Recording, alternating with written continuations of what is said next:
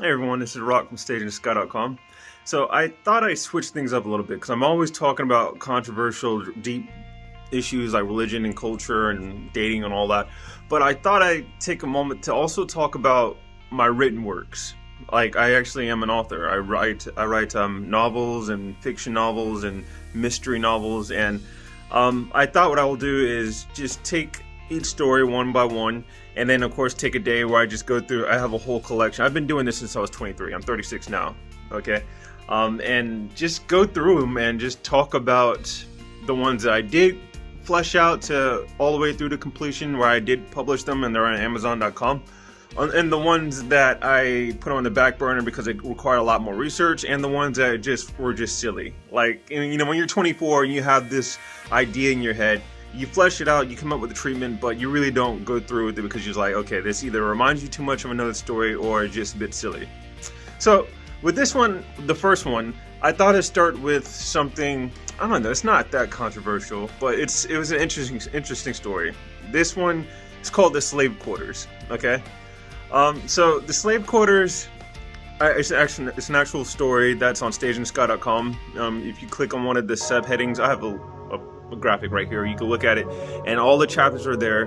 Mainly because I did have an agent for this one. You know, I could have had it published and put on the shelves, but at the time, I just didn't care about money. I know that sounds really stupid. Yeah, it does sound stupid, but really, alright, so I'm kind of going off base here, but basically when you go through the publishing process, right, just a little quick rundown, you write the story. That takes however long it took. It took me about 6 months because I'm really obsessive like that. And then after that, you know, you take another 6 months to proofread it, get it right before you pitch it to agents. And then pitching it to agents, that's where I'm currently in another process right now. With another book, is where you basically send query letters to an agent so they can represent you to publishers. Like, you don't go straight to Simon & Schuster or Penguin Publishing. You don't have to, but for nobody like me, you do. It's best that you have a literary agent, you know, basically backing your play, right? Because it's like anyone can go up to someone and say, hey, I have this awesome book. But if you have a literary agent, it kind of gives you credibility, and, you know, like, publishers are more willing to listen to them, and they know their stuff. They can give you the best book deal. They can polish your work, all of that. Anyways, so I wrote the book, proofread it, sent it to literary agents, and then I actually got a literary agent here locally in Tampa, and I think the reason why I got her is because I was local. And she represented me for a little bit, but we didn't get to the representation phase because she had an editor in Ohio who was editing my stuff, and she just kept picking at my character to the point that my character was no longer my character. And for some reason that bothered me to the point where when I started, because, you know, like, once you send it to agents, I don't just stop there. I got other books and other stories I'm working on, so okay, that's in the agent's hands. Let me work on this other stuff. And what I found was, which was kind of crappy, was that the notes that the editor was giving me for this book, I was carrying over into my next book. I was thinking about what my editor would say. And that's a crappy feeling for an artist. Like, when you're creating something new, you want something, it's got to be you. It's got to be your voice, not your editor's voice. And editors are important, not saying that they aren't. But anyways, I ended up letting the agent go, publishing it myself. I might make it into a book. But anyways, here's what The Slave Quarters is about. It's a mystery kind of ghost story. Alright, so flat out honest, it's really inspired by the Death Note, the Death Note anime that a lot of people, I mean, this is when I was in college, I used to watch that, and I loved it. It was really smart and clever. So my main character is a guy named Cloud Beaudry. He's a Georgia Bureau of Investigation. He's like an FBI agent, but for Georgia. And basically, my character is a very, very cursed, unique, strange, awkward character. You know, he's very, very brilliant. He's manipulative. He's very aware of the fact that he's manipulative and cunning, but he has to be. Like, his job is to solve cases. You know, he's homicide cases, missing person cases. Basically, when the local detectives can't solve their cases, they reach out to the GBI, Georgia Bureau of Investigation, and then my character comes in and he basically helps solve the cases. And what he has in his back pocket that sets him apart from other law enforcement agents is that he's cursed. Like, he can basically interact and see dead people. And I know that's kind of not Christian, and I've prayed about it, and I think it's fiction, and it works because my character is very tormented. I don't want to go too deep into his background and why he's able to do this, but just know that he can. And in his corner, because every character, just like in Death Note, the Death Note, he had this big monster thing that was helping him out a little bit. My main character, his sidekick, is a dead girl named Maggie. And she died when she was 19. She was killed by her sorority sisters. And basically, my character is like a symbiotic relationship that they have. She's basically tied to him because he has this necklace that, that's haunted, and that's what basically keeps her spirit with him.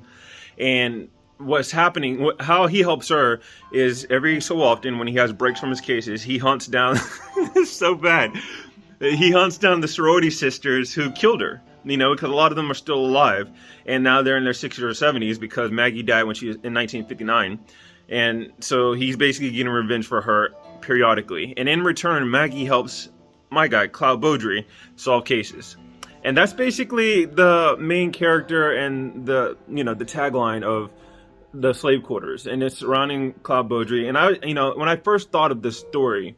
The first time I wrote it, and this is actually on Amazon.com, it began as a short story, just beginning from his time at UGA. He's a UGA student, UGA law student, and how he basically embraced his ability to connect with ghosts, and how he found Maggie, and how,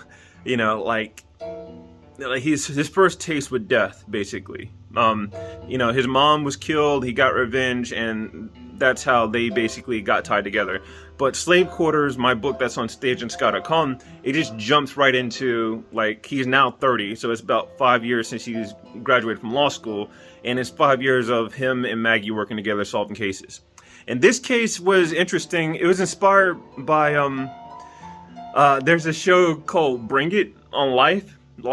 When I worked the nighttime shift on Friday nights, I would watch this show, and it was a job. I get paid to watch these shows and write questions, and it basically is like me storing different personalities in my head that I absorb from watching different content, and a variety of content, like Real Housewives. I would never hang out with these people, but because I watch those shows, I know those people exist. Because very often you hear people say stupid stuff like, "Oh, no one would do this, no one would do that." It's like, well, open your mind, because people exist, Anyways, on Friday nights, there was a show called Bring It, and it's about majorettes. These are dancing majorettes, black girls, teenage girls in Mississippi, and they're competing and all that. And basically, it sounds kind of sad that I'm hitting you with this premise. Basically, what happened in the slave quarters is that there's a serial killer who's killing and abducting majorettes, from different high schools. So there's different majorettes from different high schools around this Augusta, Georgia. That's where this the story takes place.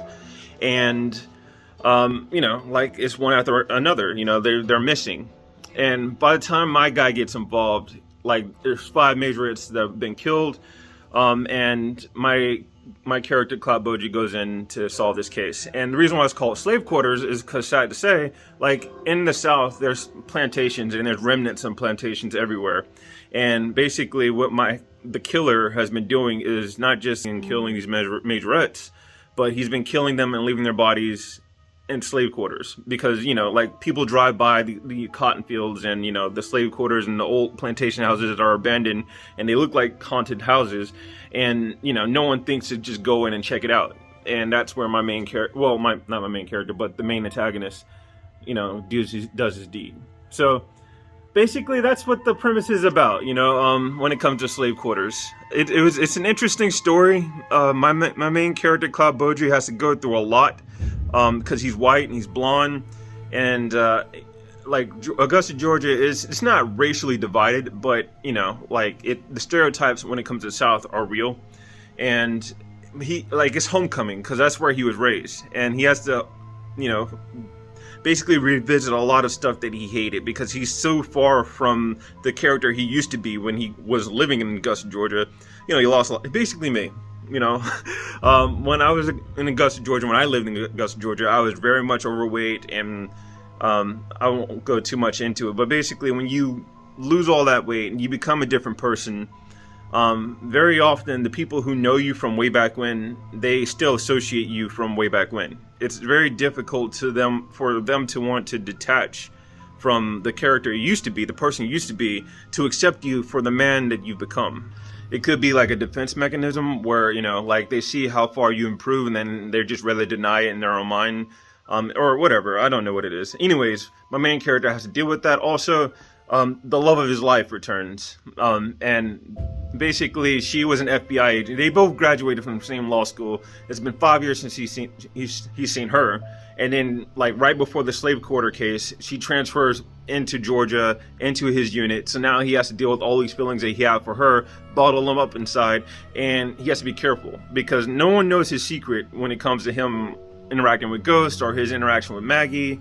Like no one knows how, like everyone kind of suspects he's kind of weird because he's not like most people. He's very, it sounds sad to say this, but it's like, he's not like most people because he treats others with love and respect. He's 30 years old, but he treats everyone very, very kind. Like he's the kind of guy who would turn the other cheek, but of course he has a limit. You push him, he's probably going to push back.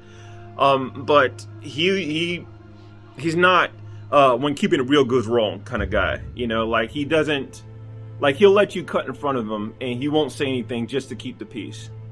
A lot of people are like that, but my character is always like that to the point where he just wants to stay clean. He needs that clean image so no one will ever suspect him of, one, getting his own form of revenge, because basically one of the taglines to the story is, he gets his secrets from the grave. A lot of the crimes that he solves seem impossible, but because he can talk to the dead people and get their point of view and find out what happened, he can investigate and look for things that other detectives didn't or would have overlooked. But yeah, that's that story. It's really interesting. It's really clever, I think. The dynamics between him and Maggie is really, really funny, I think, because Maggie is not cooperative at all. She's very spiteful and vindictive. She wants things her way, and very often Cloud, he has to just put up with her attitude. Like she's very impatient, and she doesn't like the girl that enters Cloud's life because she can see how distracted he is from the mission, and Cloud's very focused. He's a focused, intense individual. So yeah, I hope you guys enjoy that. I have the link down below for the first chapter, but yeah, I think I might do more of these because I feel like my channel, this YouTube channel, I'm not a YouTuber, I'm not trying to make money off of the YouTube thing, but I do enjoy just talking and sharing because I think, one, I want to, but also, I don't know, I guess part of me just wants to leave an imprint on the world that I existed, because it's kind of a sad fear of mine, but I don't want to die. And when people go to my funeral, they'll say things like, oh, he was this kind of person, or, and they have no clue. A lot of people in my family, they don't like to read. But yeah, I thought I'd switch it up a little bit and make things a little bit more fun. I might do more, I'll have it entitled, book premise, so that, okay, this is just Rock's fun, creative stuff, as opposed to the controversial, thought-provoking stuff. And when I post controversial, thought-provoking stuff, it isn't to drum up or get into people's feelings or whatever. It is just a perspective that I haven't seen anyone else talk about. And again, just like we exist, I don't want to go too off base, but I do think that people, like, if we live in a world now where anyone can grab a phone and put their thoughts online, I think that if anyone can do it, everyone should do it, because I don't think that, I hate this high school perennial mentality, where the cool kids are allowed to say whatever they want, and if you're odd or, people don't think you're cool, then you have to keep your feelings and your thoughts and opinions to yourself. I don't like that, like if they're allowed to speak, you're allowed to speak. So I big ups to my cousin, Rip. He's been speaking his thoughts. My little brother's been speaking his thoughts. Everyone should do it. I know people say, oh, well, just because you have a phone, you don't have to post everything. You can look at it and give me like, what, should probably keep that to myself. All right. Hope you enjoy.